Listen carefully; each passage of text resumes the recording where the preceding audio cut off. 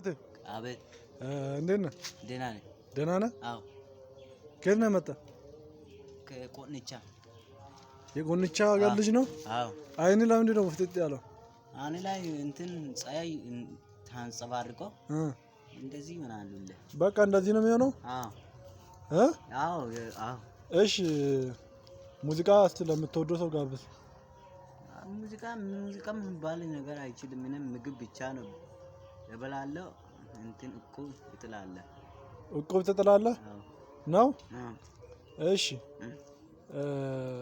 ሙዚቃ የለም? የለም። ጭራሽ የለም ሙዚቃ? የለም። በእውነት የለም? በእውነት የለም። እሺ ከየት ሀገር ነው የመጣው? ከቆንቻ። ቆንቻ የት ሀገር ነው?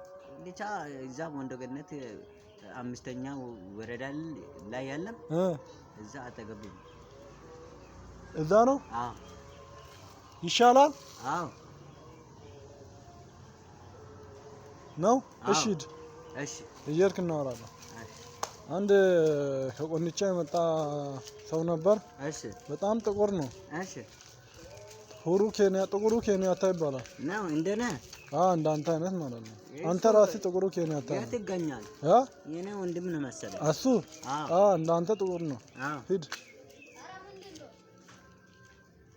ጋሾ ሻናል ሃሪ